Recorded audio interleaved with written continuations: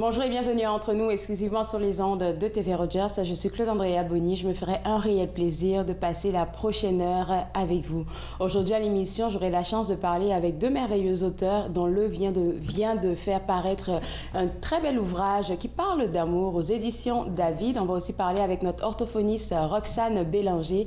Et pour vous dire vrai, ce matin, je me suis réveillée de bonne humeur. Je pensais que c'était juste parce que j'avais bien dodo, mais non. Je viens d'arriver au travail et j'ai le plaisir de vous annoncer que TV Rogers a remporté le prix Roger Bernard 2023 qui est remis à un organisme qui a contribué à la promotion et la conservation du patrimoine franco-ontarien.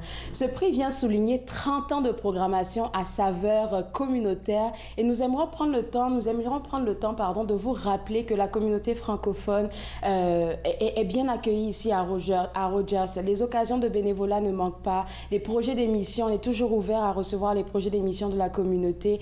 Et enfin, on est là pour vous, on travaille pour vous et avec vous. Donc, n'oubliez pas qu'on est des partenaires. Et pour ma part, pour une personne qui est immigrante, je peux mentionner que TV Rogers est un partenaire d'intégration pour les personnes immigrantes. Et franchement, félicitations à toute la famille TV Rogers. Et on est super contents. Ça sera une très belle journée, un très beau mois de mars de la francophonie. Et puis, on commence bien nous autres là. Avec moi, Roxane Bélanger, on parle de tout ce qui a rapport avec le langage des enfants, des petits cocos. Et puis, tu sais, j'ai toujours des anecdotes par rapport à mes neveux. Alors, aujourd'hui, on veut refaire un peu qu'est-ce qui s'est passé les mois précédents. C'est ça. Et puis, le sujet va vraiment porter sur le langage oral, mais la lecture.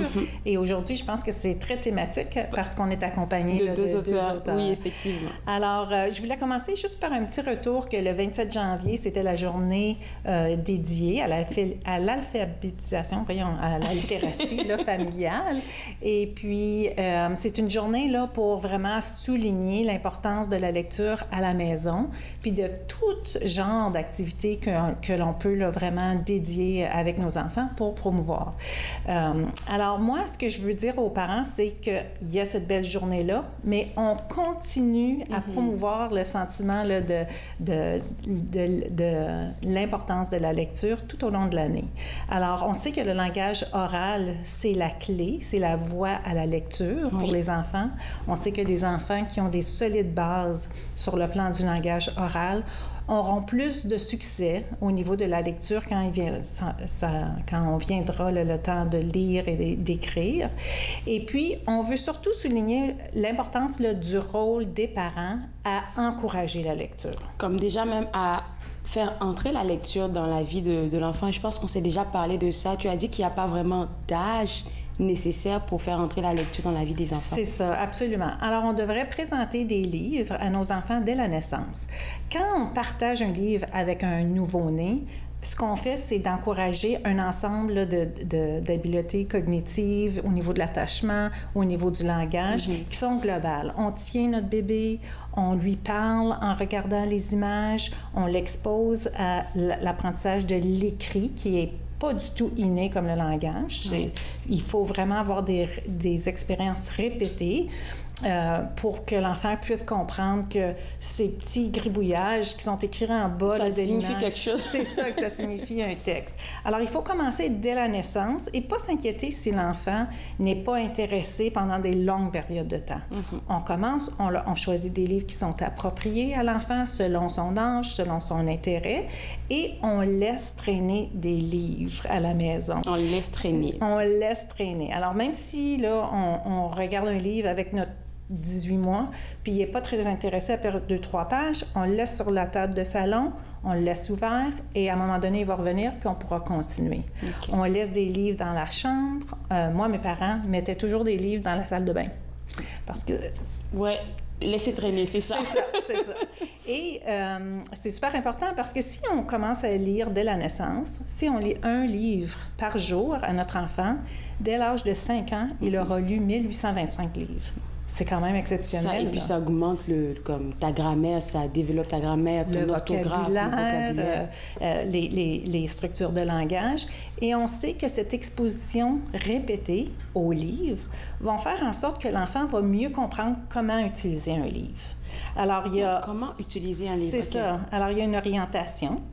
on le met à l'endroit. Oui, je comprends. L'importance de la page couverture, de tourner les pages, qui sont aussi des habiletés globales comme la motricité, être capable de voir comment le livre fonctionne. Et avec la répétition, on lit, il va savoir qu'on lit là, de gauche à droite, que les gribouillages, c'est des mots, il y a des sons associés à ces mots-là. Les images veulent dire aussi quelque chose, elles peuvent vraiment amplifier le texte qui est donné. Et c'est pas du tout nécessaire de toujours lire le livre comme il est écrit. Je vais te garder avec moi. Parce que il ne faut pas toujours lire le livre comme il est écrit. Ça, c'est bizarre pour moi, je ne comprends pas. Vous gardez avec moi, on revient juste après la pause. Regardez entre nous, exclusivement sur les ondes de TV Rogers.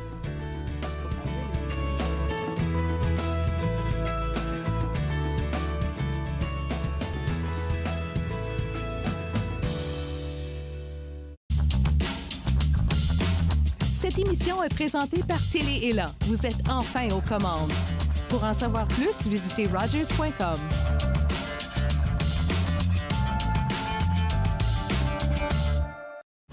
Puis, c'était le fun?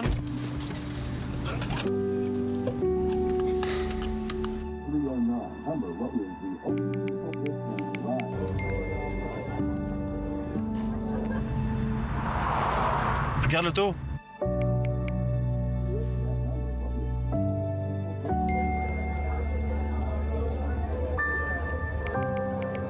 C'est pas celle-là dont tu me parlais l'autre fois?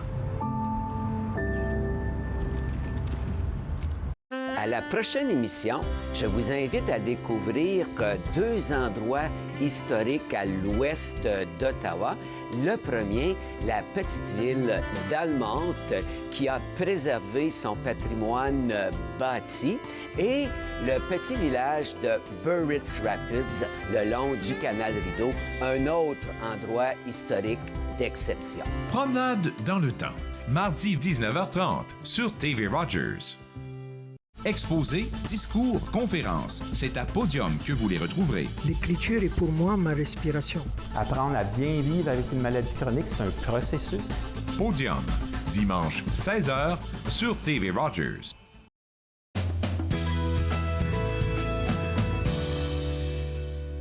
De retour entre nous exclusivement sur les ondes de TV Rogers, on parle toujours de comment exposer nos enfants à la lecture avec notre orthophoniste Roxane Bélanger.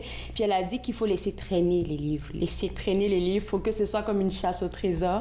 Puis avant la pause, tu disais comme ça qu'on ne devrait pas lire comme... Nécessairement les livres comme ils sont écrits. Alors, il y a des livres qui vont vraiment intéresser votre enfant, mais qui vont être trop complexes, par exemple, pour eux. Alors, dans ce cas-là... Même si c'est les livres de leur âge? Ou peut-être que ça peut être des livres juste plus complexes. Si on a des frères ou des sœurs d'un âge plus élevé, ils vont voir ces livres-là, ils vont vouloir le livre, mais le texte est tellement important qu'on ne pourra pas garder leur attention. Alors, à ce moment-là, on peut quand même lire quelques lignes du texte, mais parler des images, faire un lien entre l'image et leur expérience personnelle. Alors, des bons livres pour ça, c'est les livres de Robert Munsch, où est-ce que c'est tout le temps une situation très rocambolesque d'un enfant, par exemple, le vêtement d'hiver. Là. Alors, tu sais, on peut faire des liens comme ça si le livre n'est pas convenable au complet pour l'enfant à ce moment-là, à son âge, selon ses habiletés. Et parlant des habiletés, je pense qu'on a un très beau visuel que tu as envoyé qui parle du développement de la littératie. C'est ça. Alors, il y a plusieurs habiletés qu'on peut regarder à différents âges. Alors, au début, on veut tout simplement comme développer l'attention visuelle à un livre, être capable d'utiliser un livre. Puis par la suite, là, il y a un ensemble d'habiletés. Donc, par exemple, tenir le livre, être capable de tourner les pages, être capable de remettre le livre dans le bon sens. Oui. Plus tard, là, vers l'âge de 3 ans, on va voir que l'enfant va commencer à s'intéresser à la rime. Et ça, il y a beaucoup de livres qui encouragent la rime et c'est très important pour développer cette conscience-là du son, faire le lien entre le son et les lettres. OK, ça commence bien. Il y a toujours des anecdotes. Alors, les petits cocos, eux, maintenant, quand on doit lire les livres le soir, ils sont tellement habitués à ce livre-là que la mère est tout le temps en train de changer parce qu'ils connaissent l'histoire de A à Z. Ils répètent tout le temps l'histoire. « Oh, tu vas me lire un livre et tu penses que tu apportes quelque chose de nouveau, mais dès que tu l'ouvres, ah oui, et le chat, il a pris le manteau. » Je suis comme, OK, tu connais l'histoire par cœur, oui. toi.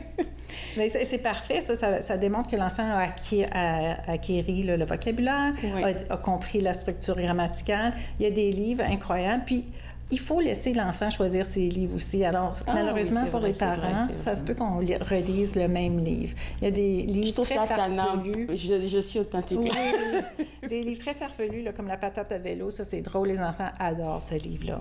Mais parfois, on n'a pas tous les livres qu'on voudrait, surtout si on est dans une famille où il y a plus qu'une langue maternelle. À ce moment-là, on peut parfois trouver des livres écrits dans cette langue-là, mais parfois non. Alors, ce que je veux dire aux parents à ce moment-là, c'est d'utiliser les livres que vous avez, que vous empruntez de la bibliothèque, que vous échangez avec d'autres familles, et de les lire dans votre langue maternelle. Même si c'est écrit en français, même si c'est écrit en anglais, on peut raconter l'histoire dans notre langue maternelle parce que c'est la langue qui est utilisée dans le foyer. Et à ce moment-là, ce que ça fait, c'est que ça encourage l'enfant à développer son vocabulaire dans sa langue maternelle. Et il va pouvoir faire le lien avec la deuxième langue plus tard ou à la garderie, à l'école, par la suite. Intéressant. Donc ça, c'est un premier volet où est-ce qu'on parlait de littérature. On va tomber directement dans le mois de février, qui était le mois... Ah, OK. Oui. Tu voulais ajouter quelque chose? Je voulais juste ajouter qu'on a beaucoup d'activités qu'on peut faire à la maison pour encourager la littératie familiale. Et c'est toutes sortes de petites activités qui ne sont pas nécessairement à travers les livres. Alors, on peut, par exemple, écrire des cartes pour la fête à grand-maman.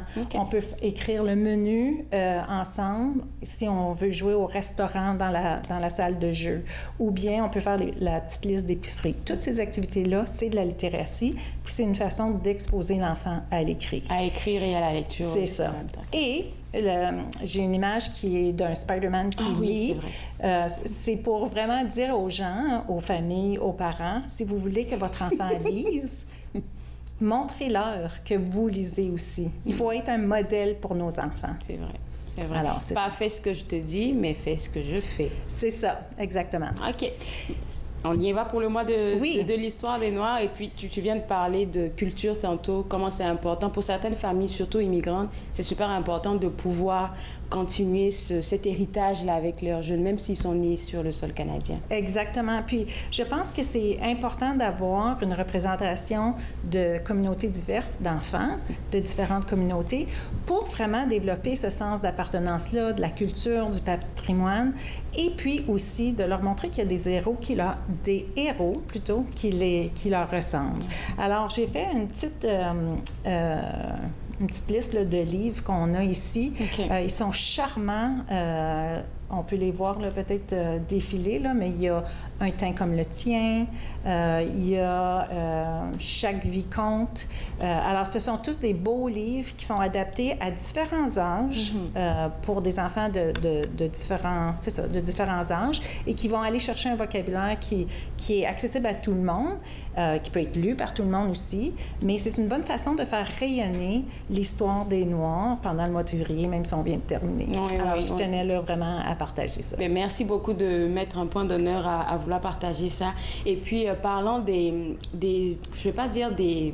C'est gratuit, c'est des ressources. C'est ça que je cherchais le terme. Les ressources que Premier Mot offre à tous les parents qui sont pour la plupart gratuits. Oui, c'est ça. Alors, on peut aller sur notre site Web pour aller chercher là, les webinaires, des fiches d'informations, de stratégies qui sont toutes accessibles. On peut les télécharger, on peut les imprimer.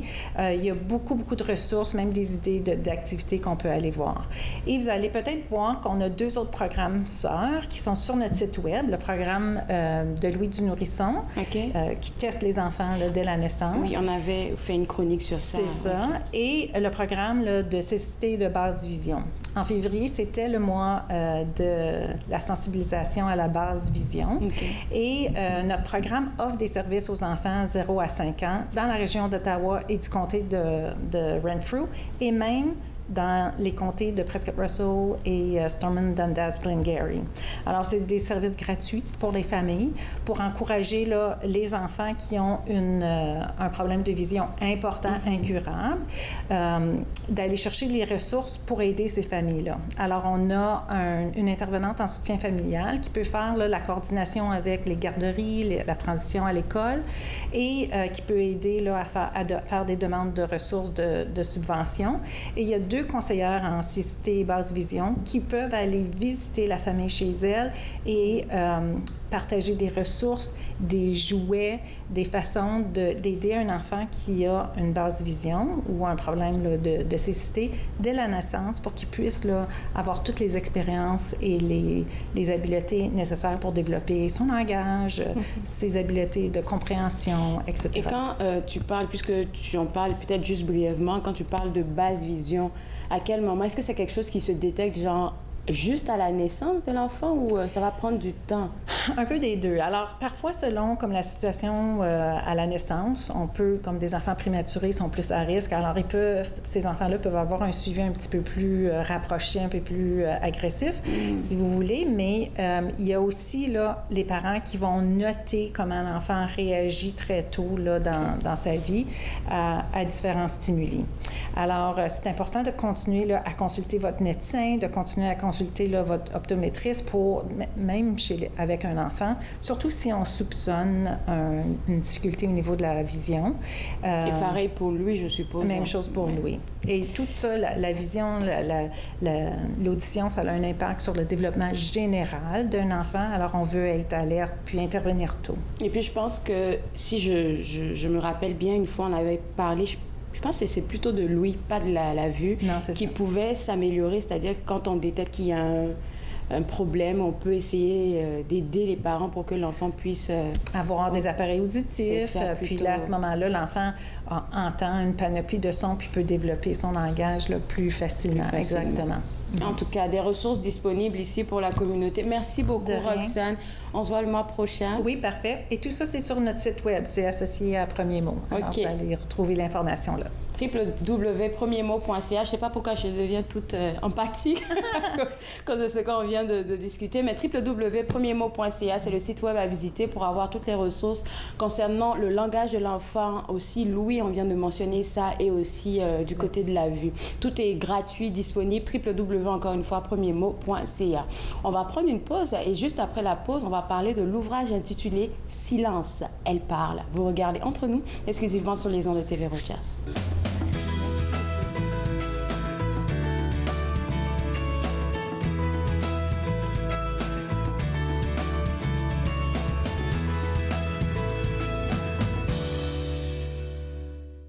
Je m'appelle Chef Marc Miron et je vous invite chaque semaine dans ma cuisine. Je vous ferai découvrir des recettes, des plats, des techniques provenant du monde entier. C'est à ne pas manquer.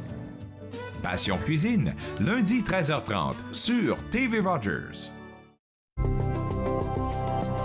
Il est question de partage et d'entraide, d'action et d'appartenance.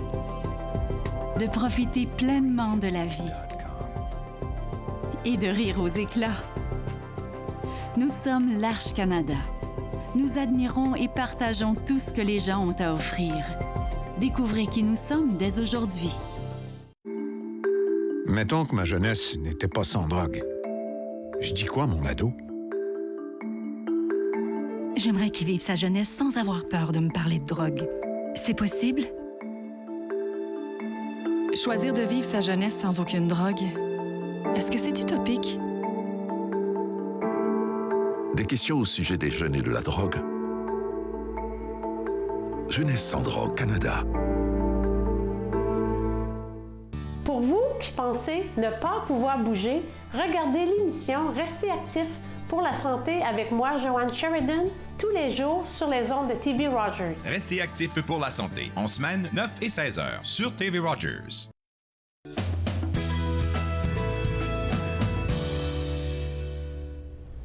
De retour Entre nous, exclusivement sur les ondes de TV Rogers pour ce 1er mars qui souligne, selon moi, le mois de la femme. J'ai décidé d'inviter une auteure qui va sûrement vous intéresser, l'auteure de l'ouvrage intitulé « Silence, elle parle » et ça parle d'une thématique qui est souvent tabou. Lova Nyambe-Basson, qui est auteur, c'est une thématique qui est souvent tabou, on n'en parle pas et j'ai voulu même partager ça avec toi parce que c'est un vécu pour moi-même. C'est un vécu, donc je me dis, faut en parler pour briser certaines barrières. On parle des abus sexuels. Pourquoi, en tant qu'auteur, tu t'es lancée dans cette voie-là? Alors, lancer dans cette voie, je ne sais pas si on pourrait parler de voie, mais je savais qu'à un moment donné, en tant qu'auteur, je n'allais pas fuir, parce que c'est quand même mon 5e ouvrage. Donc, il y a d'autres ouvrages que j'ai publiés qui ne parlaient pas nécessairement d'abus sexuels, qui parlaient de sujets d'ordre général. Comme l'amour. Oui. On aime ça, l'amour. On aime ça, l'amour, oui, c'est ça. Et puis, c'était la Saint-Valentin il n'y a pas longtemps. Donc, ouais. Donc, oui, l'amour. Et puis, j'ai beaucoup parlé de comment je vais dire ça, l'immigration. Oui. Mon premier roman, en fait, parle beaucoup d'immigration, donc de la différence culturelle et des mariages mixtes aussi. Donc, oui, j'aime beaucoup les sujets. C'est intéressant, dont on ces sujets-là, on va en parler plus tard avec le prochain auteur. Ah, magnifique alors, magnifique. Alors, ce que j'allais dire, par contre, c'est que pourquoi j'ai décidé d'en parler. D'abord, ça se fait j'ai envie de dire sur un coup de tête. Je raconte mon histoire un soir à un ami qui me dit, mais écoute, si tu as vraiment vécu ça, toi qui es auteur, tu devrais écrire. Et je dis, oui, mais je ferai ça, je sais pas moi. Un jour, voilà, c'est ça. Et il me dit, mais tu es sérieux ça? Et je dis, oui, non, je suis pas pressée, j'ai le temps, j'ai beaucoup d'idées. Je crée dans ma tête, là, donc je suis pas pressée. Mais après, quand je vais me coucher, la conversation revient dans ma tête, je me dis, mais c'est vrai, si je pense l'écrire dans 1 an ou dans 10 ans, je peux très bien le faire maintenant. Et si je l'écris maintenant, rien ne me dit que je vais le publier tout de suite. Même si je me connais, une fois que j'ai écrit, il faut que ce soit publié. C'est ce qui s'est passé. Je me suis assise et je me suis dit, il est peut-être temps. Parce qu'en fait, l'idée, c'était qu'il y a beaucoup de femmes qui ont vécu une expérience similaire, pas exactement la même, mais qui n'osent pas en parler. Et donc, lui, sa perspective, c'était, écoute, tel que tu en parles, on sent que tu as parcouru un chemin de guérison. Et donc, en fait, est-ce que tu devrais pas en parler pour aider les autres, pour leur dire que c'est possible de vivre ça et d'en guérir? Parce que, honnêtement, là, tu en parles, on dirait que tu parlais de, je sais pas moi... De quelque chose qui t'est arrivé quand tu es tombé de ta chaise, quelque chose comme ça. Oui. Et ça l'éblouissait, quoi. Pour lui, c'était comme, c'est vraiment un signe de guérison. Tu donnes de l'espoir et tu montres que c'est vraiment possible, quoi. Je sais pas si tu te rends compte de ce que ça représente. Et là, le déclic s'est fait. Je me suis dit, oui, c'est vrai, je vais partager ça, mais sur un point de vue de guérison, parce que la guérison est possible. La guérison est possible après des abus sexuels. Alors, le titre, il t'est venu d'où? Silence, elle parle. Ah, très belle question. Silence, elle parle, mais parce qu'il y a un silence autour de la question. Il y a un silence impossible, il y a un silence assourdissant, il y a un silence très fort autour de la question des abus sexuels. Alors, on n'en parle pas, voilà. Même si on en parle, c'est pas assez. Et même quand on en parle d'une certaine manière. Pour ne pas choquer. Pour ne pas choquer, pour ne pas avoir honte. Et là, je parle en général des personnes qui sont proches aujourd'hui, on dit plus victimes, on dit survivants. OK? Donc, les personnes proches des survivants, je parle de la famille, des amis, des choses comme ça, qui se disent, c'est quand même quelque chose de très grave qui t'est arrivé. Et là, déjà, on a peur, on ne sait pas comment le gérer. Et puis, on se dit, surtout que la plupart des agresseurs, en fait, c'est des gens qu'on connaît. C'est des gens qu'on connaît. Et parfois, c'est même des membres de la famille. Donc, du coup, moi, j'ai eu plein d'histoires. Moi, c'était pas vraiment mon cas, mais j'ai eu plein d'histoires parce que chaque fois que je raconte mon histoire, j'ai des gens qui viennent se confier à moi, qui m'écrivent et qui me disent vraiment « merci pour ce que tu fais ». Donc, j'ai eu plein d'histoires où la petite fille ou le petit garçon, quand il va se confier, quand il va dire aux parents « écoutez, il y a tel qui fait ça », tout de suite, on lui dit soit « tais-toi, tu racontes des histoires ou alors ne dis à personne. » Moi, j'ai un ami qui m'a fait cette confession, je le connais depuis au moins 10 ans, je n'avais aucune idée de ce qu'il avait vécu. C'est un homme. Ouais. Et qui vient me dire, écoute, j'ai dit à mon père, c'était son oncle, il me dit, j'ai dit à mon père, et mon père m'a dit, oh non, tu sais, ça s'est passé il y a longtemps, si on en parle maintenant, le scandale, la famille, laisse tomber, quoi. Waouh! Et j'étais comme, waouh!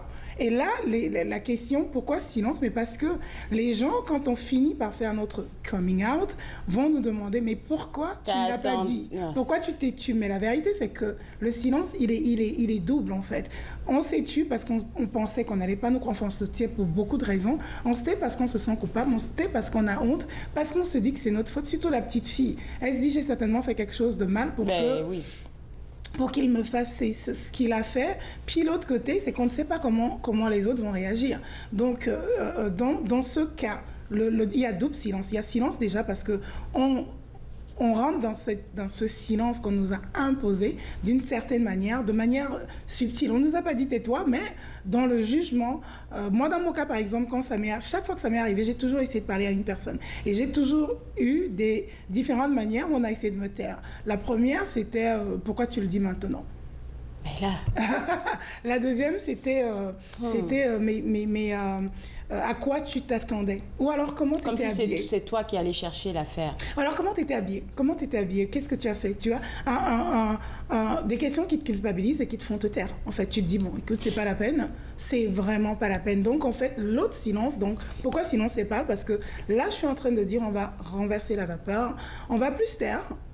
Les survivants, on va parler. C'est nous qui demandons à ceux qui essayent de nous taire, qui ont essayé de nous taire pendant toutes ces années, on leur dit, écoutez, silence, cette fois-ci on va parler. C'est d'ailleurs pour ça que c'est Elle parle. Donc Elle, c'est avec, je sais pas si tu arrives à voir là. Oui, on a le ça. Et du coup, en fait... c'est Elle parle, c'est moi, mais c'est elle aussi. C'est ces femmes qui n'oseront jamais parler, ces femmes qui parleront certainement après moi. C'est vraiment ça, quoi. C'est vraiment Elle parle. Donc, on renverse et on dit, taisez-vous maintenant, c'est nous qui parlons. Et puis, ce que je trouve intéressant dans le titre et dans ce que tu viens de dire, c'est que le silence vient souvent de la honte, de la culpabilité qu'on a envers nous-mêmes. Comme peut-être que c'est de ma faute, peut-être que c'est moi qui ai fait ça. Et je me rends compte que c'est parce qu'on n'avait pas, en tout cas à notre temps, dans notre environnement, c'est pas une bonne manière de le dire, mais tu vas comprendre où est-ce que je m'en vais. Oui. On n'est pas exposé à ce genre d'histoire-là. Donc, quand ça nous arrive à nous, on se dit, mais c'est sûrement moi le problème. C'est sûrement moi qui suis allée chercher. Donc, maintenant, avec ton ouvrage « Silence, Elle parle », ben, il y a plusieurs survivantes qui vont se lever et partager leur histoire de sorte à ce que la jeune fille de 16 ans, de 14 ans qui vit un abus va se dire, OK, c'est pas normal là parce que j'ai vu une telle madame qui en a parlé et qui s'est défendue. Donc, moi, je vais en parler à mes parents.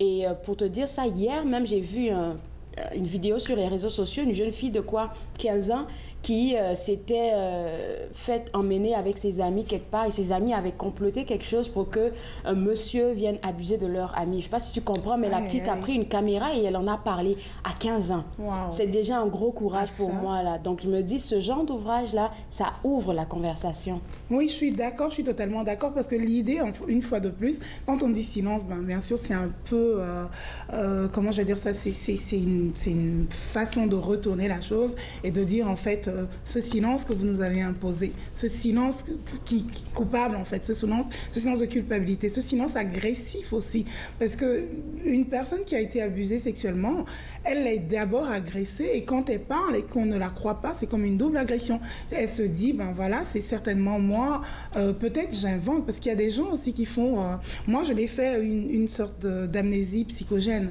donc tu oublies jusqu'à un moment de ta vie et puis il y a un événement qui se passe et puis paf, ça revient et là ça revient, mais vraiment toutes les séquences, tous les détails et tu sais que t'es pas fort. Écoute, en fait. Je pense qu'on a vécu la même affaire, je vais te garder avec moi.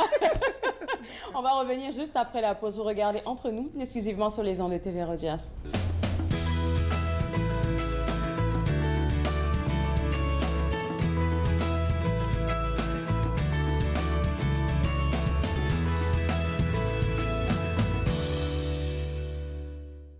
Ici Jean-Marie Vianney. À chaque semaine, je vous ferai découvrir des personnalités provenant de différents milieux. Ils vous exposeront leur point de vue sur de nombreuses facettes du multiculturalisme dans notre région. Vivre ensemble, lundi 19h sur TV Rogers.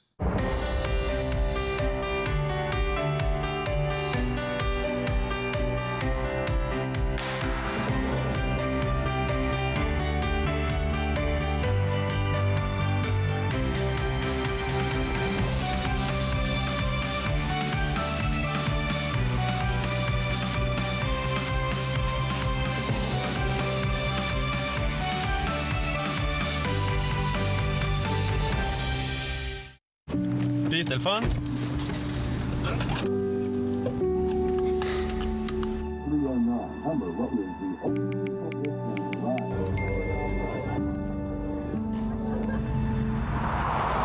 Regarde l'auto.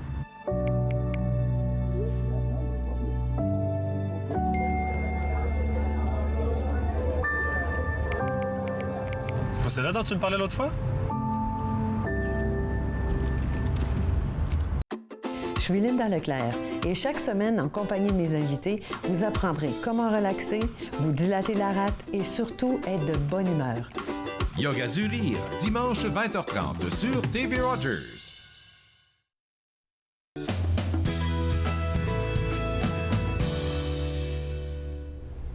De retour entre nous exclusivement sur les ondes de TV Rogers, on parle toujours de l'ouvrage intitulé « Silence, elle parle », un ouvrage qui appelle à la guérison des survivantes qui ont vécu des abus sexuels, avec l'auteur Lova Nyamb Basong, qui a fait paraître cet ouvrage-là, qui, je pense, pour toi, Lova, c'était une forme de thérapie, parce que c'est toujours comme ça. Alors, oui et non, parce que c'est une forme de thérapie, non, parce que honnêtement, j'ai eu le temps de guérir. Moi, la dernière fois, c'était il y a 15 ans. Mais est-ce que ça a réveillé peut-être des affaires pendant que tu écrivais? Un peu quand même, oui, un peu, et je vais dire pourquoi, parce que, non, pas quand j'écrivais. Quand j'écrivais, non, j'étais dans la peau de l'autrice, en fait. Okay. Je t'ai détachée complètement, donc c'était moi, mais c'était le personnage. Okay. Alors ça, non, parce que bon, j'ai quand chanceuse. Même... Oui, c'est ça. Non, mais en fait, non.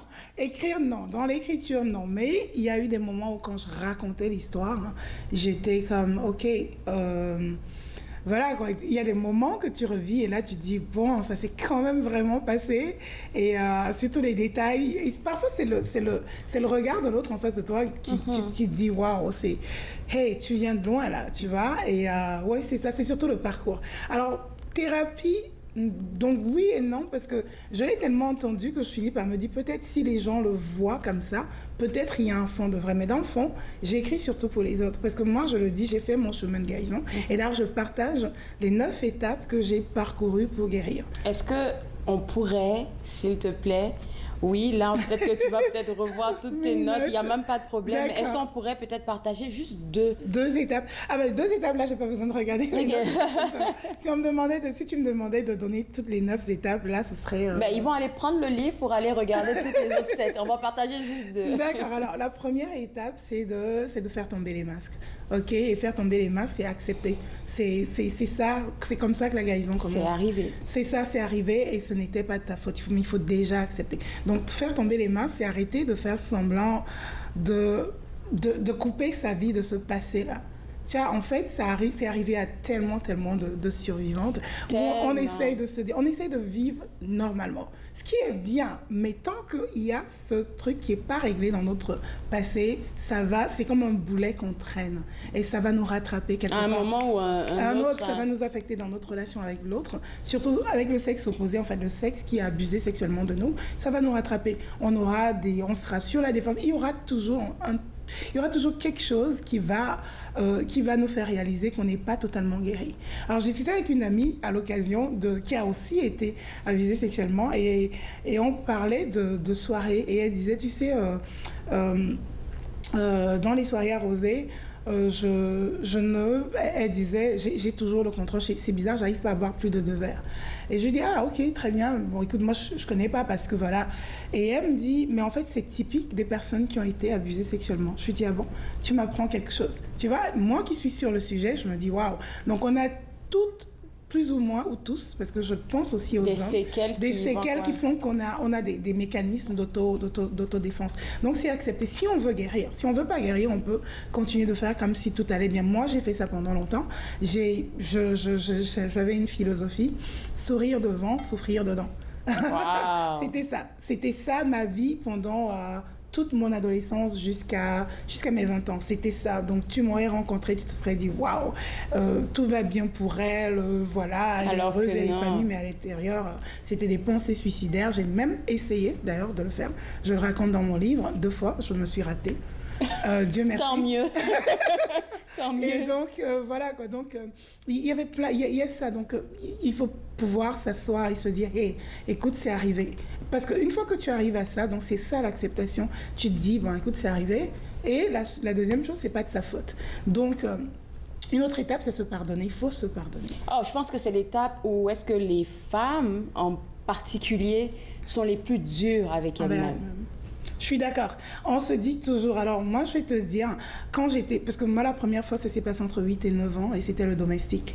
Donc, ce qui se passe, c'est que quand je réalise ça, et que ça se produit, parce que ça m'est arrivé plus de 5 fois, pas plus de 5 personnes différentes. Donc, quand ça arrive la première fois, quand ça arrive la deuxième fois, je fais le lien, je me dis, bon, écoute, c'est peut-être de ta faute, pourquoi c'est toujours toi? Pourquoi? Donc, tu as quelque chose, il y a quelque chose qui va pas, Et ça a été ma pensée pendant des années, jusqu'à ce que il y a un déclic qui s'est fait quand j'ai commencé mon chemin de guérison. J'ai dû me dire, hey, écoute, à 8 ans, tu vas pas mettre de vêtements qui vont séduire un homme, il n'y a rien. Tu n'es même pas consciente. Et puis, tu n'as même pas le corps pour séduire, pour attirer. Donc, j'ai dû me dire ça. Et puis, quand j'ai poussé la réflexion, j'ai dû me dire... Et puis, les hommes, ils abusent sexuellement. Les gens, ils abusent sexuellement des femmes qui portent des burqas, qui sont complètement voilées et des choses comme ça. Donc, c'est pas une question de... Et même parce que tu te dis, même si tu étais habillée d'une certaine façon, bah, écoute, ça ne donne aucun droit. Et finalement, c'est comme ça. C'était de me dire, écoute, Lova, c'était pas de ta faute. Ce n'était pas de ta faute. Le coupable, c'est lui. Les coupables, ce sont eux. Et toi, tu as été victime. Même si aujourd'hui, je suis survivante. Survivante. C'est ça. Puis c'est tout un travail là. Là, on parle du processus de guérison. Tu viens de nous donner 2 points, mais le processus de guérison, c'est parce qu'on vous donne 9 étapes, que Lova partage 9 étapes dans son ouvrage, que ça veut dire que ces 9 étapes-là seront, je vais dire, de manière automatique, ou bien ça va se suivre. C'est ça, c'est exactement ça. C'est un très beau point là que tu donnes, parce que effectivement, moi, les 9 étapes se sont faites en années, par exemple.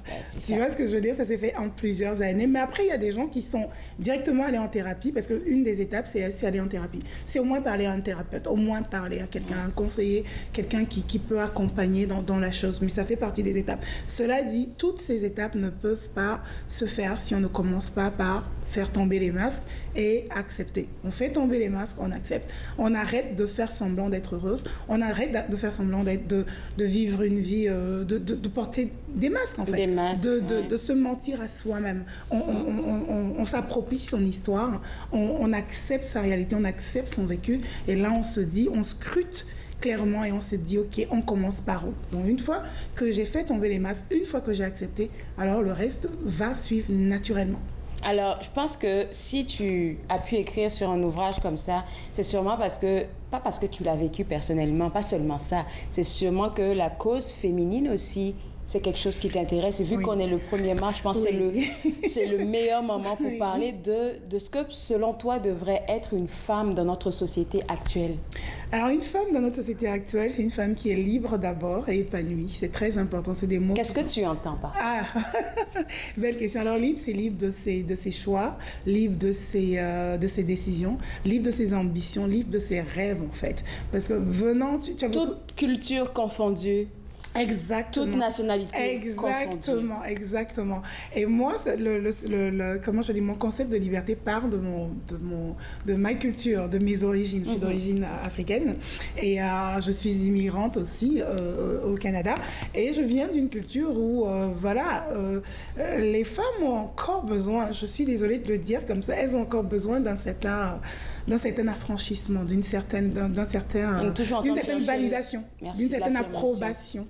Et d'ailleurs, je le partage aussi. Une des étapes ici, c'est définir ta valeur. Tu n'as pas besoin une femme aujourd'hui du 21e siècle, toute culture confondue, comme tu l'as dit, tout continent confondu, toute origine confondue, n'a pas à rechercher l'approbation des autres. C'est ça. C'est très important, c'est capital. On doit pouvoir avoir les outils, on doit pouvoir avoir les éléments qui nous disent que nous sommes capables, que nous sommes entières, nous avons tout ce qu'il faut à l'endroit qu'il faut, nous avons l'intelligence, nous avons le cerveau, nous sommes belles, nous sommes fortes. Je sais que c'est un mot qui choque beaucoup de personnes. Je n'allais pas gendarmiser là, mais la vérité, c'est que nous sommes fortes. Et on n'est pas forte parce on a des muscles ou je ne sais pas trop qu'on est forte du fait de par notre vécu. Une fois de plus, ça se rattache encore à notre histoire. Qu'est-ce qu'on a vécu? Notre vécu. On a vécu tout ce qu'on a vécu, mais on est là. On est debout et on est là pour encourager les autres, pour leur dire si j'ai été capable, tu es capable aussi. Donc ça, c'est la liberté, pouvoir le dire sans être jugé, pouvoir le dire sans avoir peur du jugement, pouvoir le dire sans avoir peur de la condamnation, pouvoir le dire sans avoir peur des étiquettes. Parce que les femmes qui s'affirment, malheureusement, même dans cette partie du monde où nous vivons sont encore cataloguées. Ah oui. C'est tout de suite, oh, elles sont féministes, elles sont contre, voilà, et tout le tralala. Non, ça n'a rien à voir. M'affirmer ne veut pas dire que je t'infirme. M'affirmer ne veut pas dire, si je dis, par exemple, je suis belle, je n'ai pas dit que tu étais laide. Si je dis je suis intelligente, je n'ai pas dit que tu vois ce que je veux dire? Donc, c'est ça. On a besoin de cette liberté. On a besoin, c'est important de vivre cette liberté et d'être épanoui. Parce que l'épanouissement suit automatiquement la liberté. Si tu es libre, tu es forcément épanoui. Ça va se sentir dans ta manière d'être, dans ta manière de faire, dans ta manière de parler, dans ta manière de bouger. Ce sera plus les faux semblants comme je faisais avant. Ça se sent. Une personne qui a découvert sa valeur, qui a réussi à se définir, qui n'attend pas que ce soit son homme, que ce soit son frère, que ce soit sa sœur. Tu sais, je pensais, c'est un beau sujet, je pourrais parler pendant des heures là-dessus. C'est ça que j'allais mentionner aux téléspectateurs qui nous regardent là. C'est que en plus d'être auteure, elle est aussi conférencière et coach. Donc, je pense que c'est le chapeau de coach là qui est en train de prendre sa place. Et puis, je t'écoute là et je me dis que les gens qui nous regardent vont profiter, prendre des notes là. Je pense que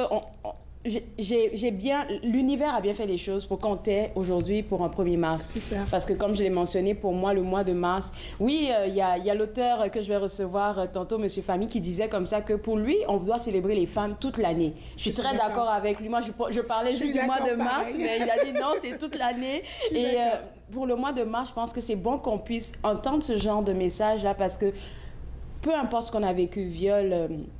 Peu importe ce qu'on a vécu, qu'on ait pu passer de l'autre côté, en fait, on devient directement la lumière qui va peut-être aider les autres femmes à suivre le chemin, surtout pour les femmes immigrantes. On a besoin de modèles. On a besoin de modèles, on a besoin d'exemples, on a besoin surtout de modèles de résilience parce qu'après, comme tu le dis, être forte ne veut pas forcément dire avoir subi des abus sexuels, on peut avoir subi d'autres choses. Ouais. Il y a des femmes qui ont vécu dans des conditions atroces, la guerre, la séparation des parents, l'adoption, des choses comme ça.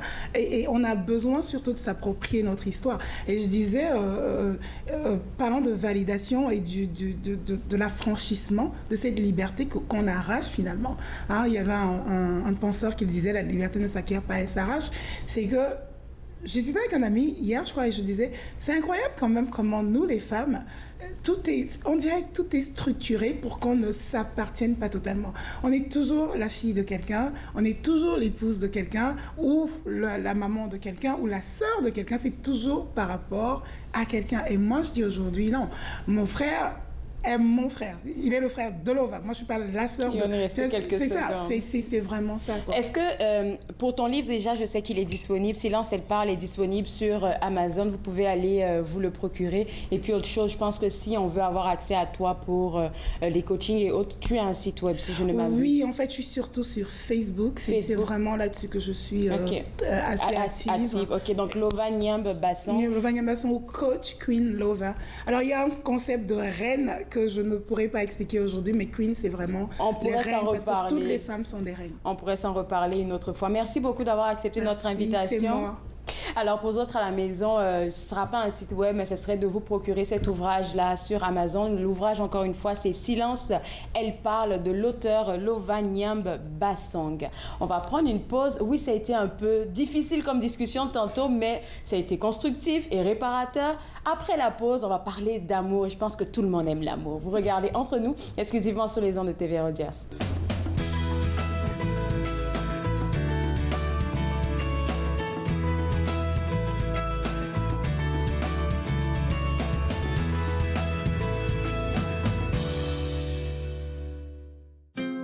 Joignez-vous à moi et mes invités alors qu'ils partagent leurs souvenirs culturels et culinaires de pays à travers le monde. Bouffe sur la route, dimanche 20h sur TV Rogers. Je suis né sur le territoire de la Première Nation Musqueam et j'ai été élevé par ma mère qui me parlait Nkaminem. Enfant, j'ai arrêté de parler ma langue maternelle car on m'a dit que de parler d'autres langues que l'anglais ne faisait pas canadien. Les aînés me sont apparus en rêve. Ils m'ont rappelé qui je suis et d'où je viens. Je me suis alors réveillé. Mes racines sont solides et je ne suis plus un locuteur silencieux. Ma langue révèle mes origines, me définit et me guide pour montrer et expliquer notre culture et nos traditions. C'est un cadeau pour les gens d'aujourd'hui et la génération à venir. Ce qui était perdu est retrouvé. Ce qui était endormi est réveillé. Mon sang est ici et je suis complet. J'ai renoué avec mes origines. Ici Jean-Marie Vianney. À chaque semaine, je vous ferai découvrir des personnalités provenant de différents milieux. Ils vous exposeront leur point de vue sur de nombreuses facettes du multiculturalisme dans notre région. Vivre ensemble, lundi 19h sur TV Rogers.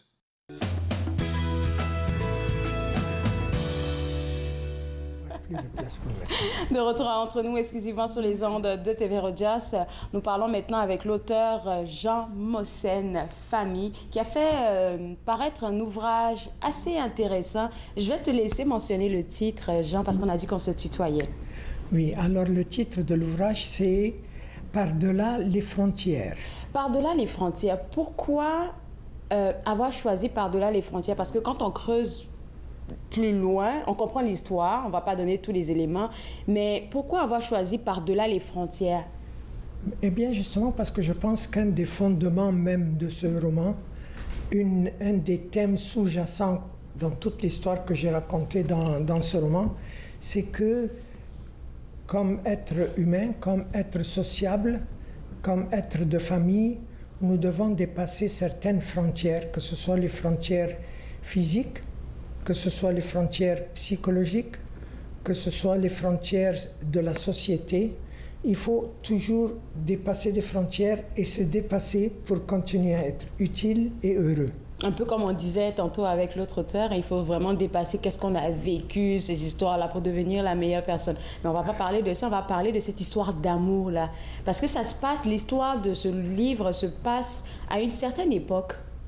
Oui, c'est un livre qui se passe essentiellement, en tout cas au début, à Montréal. Et ensuite, il se passe un peu en Europe. Et ça se passe pendant la première moitié du XXe siècle.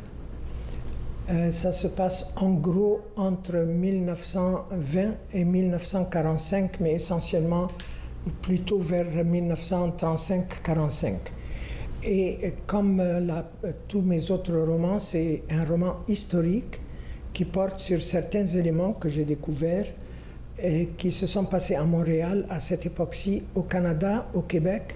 Et ça m'a suffisamment intéressé pour que je décide d'en faire un roman. Parce que c'était une époque où est-ce que, c'était dans le début du 20e siècle, comme tu as dit, c'était l'immigration de certains Italiens qui venaient ici et ça créait une sorte de... je dis pas... Ouais, c'est ça que ça écrit dans le livre, une sorte de ghetto pour ces Italiens-là. Et donc, c'est comme s'il y avait une séparation entre les francophones et ces Italiens à cette époque. Oui. Alors, c'est effectivement ça.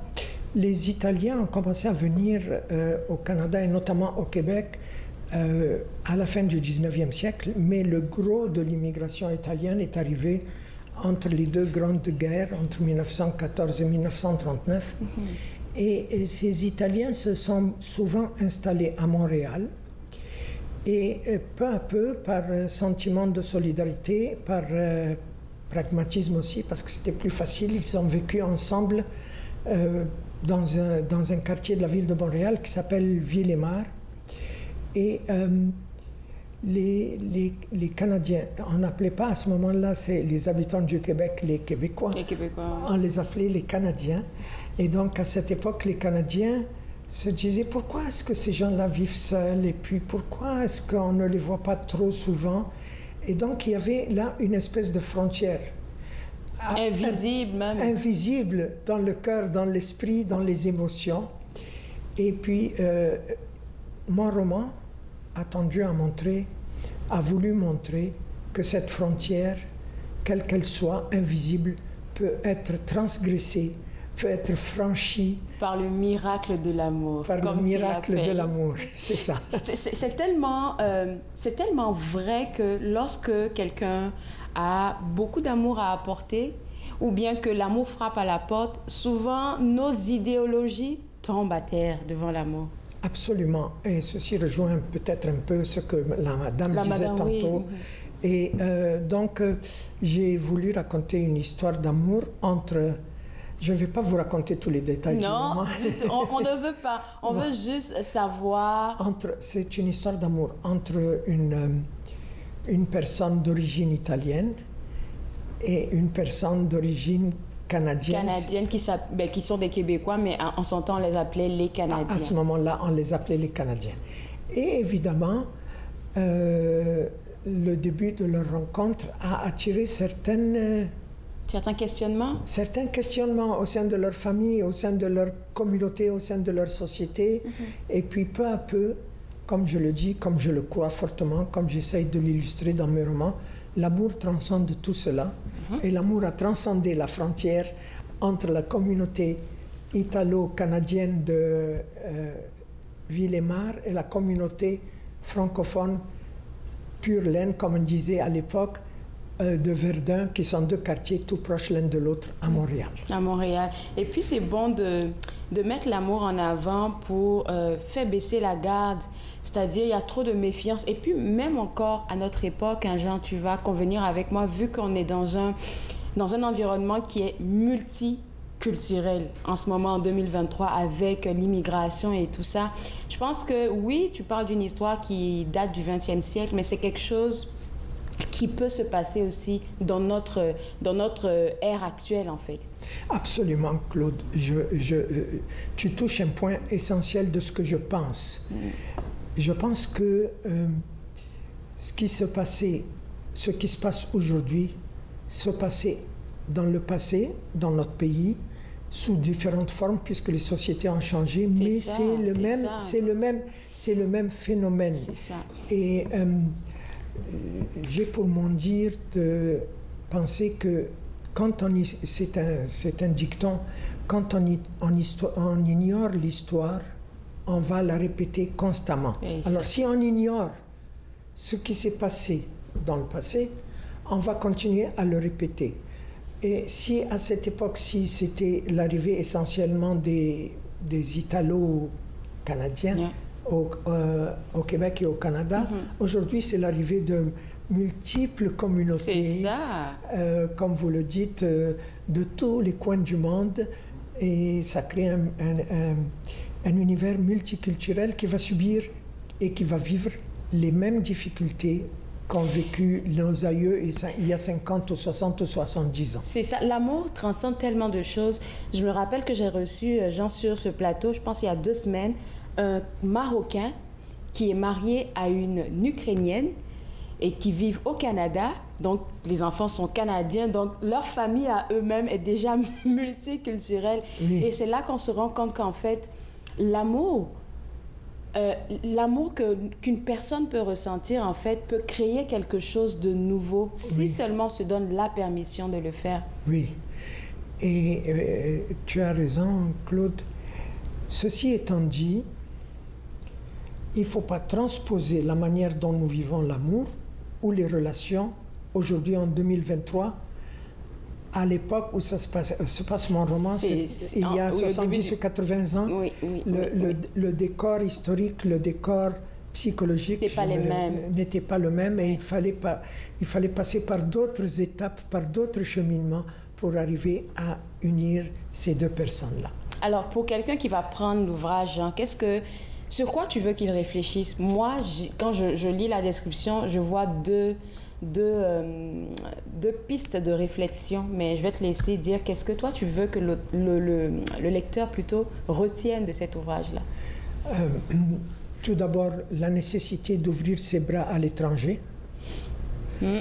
Et deuxièmement, la nécessité d'accepter que l'amour transcende la race, la psychologie, l'univers et même l'âge quelquefois. Ça, c'est tellement vrai. Et puis, qu'est-ce qui t'a inspiré, toi, pour faire cet ouvrage-là? Est-ce que c'est parce que tu avais lu sur cette époque-là et puis tu t'es dit, OK, je peux apporter ma petite touche en parlant, venant avec l'angle de l'amour? Alors, écoute, tu me poses une question importante parce que je n'écris de romans que quand il y a un élément déclencheur qui stimule ma curiosité. Et dans le cas de ce roman, il y a eu effectivement un élément déclencheur. C'est très bizarre, les éléments déclencheurs. Ça peut être n'importe quoi. Oui. Ça peut être une rencontre, une lecture, une phrase, un programme de télévision, etc. Et l'élément déclencheur de ce roman-là s'est passé pour moi il y a 3 ou 4 ans. Je regardais la télévision. Il nous reste 45 secondes, mais on va commencer l'histoire avant d'aller à la pause. Bon, et je regardais la télévision et il y avait les nouvelles et je vois le Premier ministre Trudeau qui offre ses excuses officielles à la communauté italienne du Canada pour le sort qu'elle a subi dans le passé. Bon, moi je savais qu'il y avait eu des problèmes avec la communauté autochtone et la communauté germanophone, c'est-à-dire les Allemands pendant la Deuxième Guerre mondiale.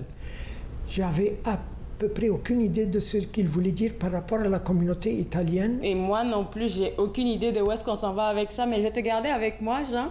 On va prendre une pause et juste après, on va terminer l'historique qui t'a poussé à écrire ce bel ouvrage. Vous regardez Entre nous, exclusivement sur les ondes de TV Rogers.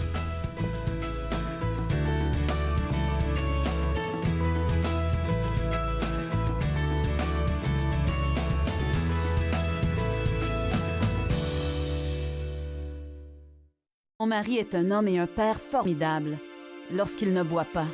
Cela me dérange vraiment que mon mari choisisse l'alcool plutôt que nous. S'il nous aimait, il cesserait de boire, non? Ma conseillère m'a suggéré d'essayer Alanon. Je ne comprenais pas pourquoi, mais je suis heureuse d'y être allée. Êtes-vous préoccupé par la consommation d'alcool d'une autre personne? Vous n'êtes pas seul. Alanon ou Alatine peut vous aider. 1-888-4-ALANON ou visitez alanon.org. À la prochaine émission, j'ai Yaye Rama qui se joint à nous. On va parler de la réalité des parents nouveaux arrivés au Canada avec les enjeux qui y suivent. La réalité de la parentalité. Dimanche 19h sur TV Rogers.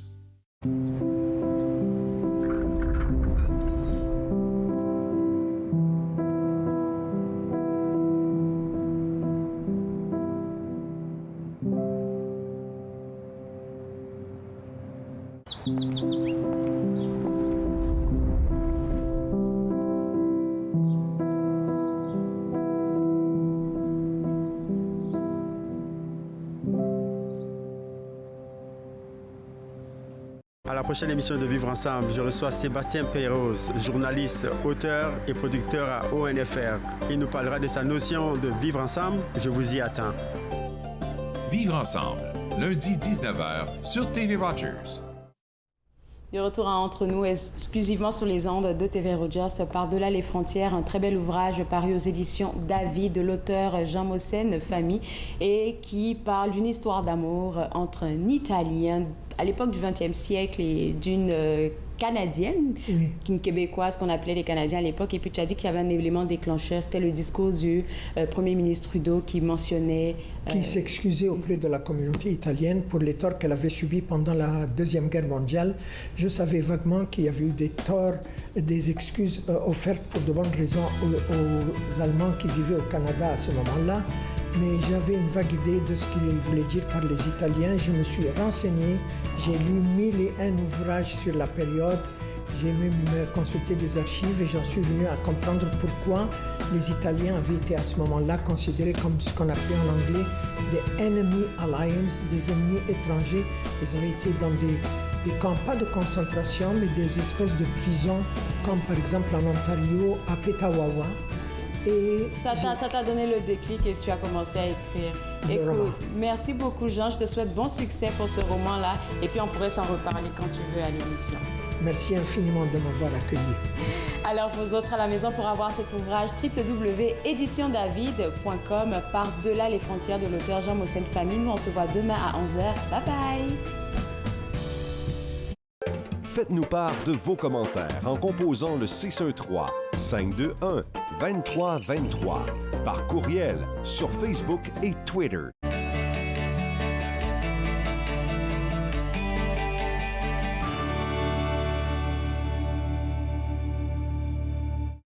Durant la pandémie, notre vie a changé et plusieurs se sont tournés vers l'alcool et les drogues pour faire face à la situation. Même si la vie reprend son cours normal, l'augmentation dans l'utilisation de ces substances persiste et certains services de police rapportent une augmentation de la conduite avec capacité affaiblie et de ses conséquences dévastatrices. Maintenant plus que jamais, nous avons besoin que vous vous engagiez à ne jamais conduire avec les capacités affaiblies et à encourager toute votre famille et vos amis à faire de même. Ensemble, nous pouvons sauver des vies. On peut souffrir, être blessé, être écorché, ralenti, désemparé, même paralysé. Mais rien ne peut nous abattre, car nous sommes bâtis sur des fondations solides, inébranlables comme notre mission. Combattons. Combattons ensemble.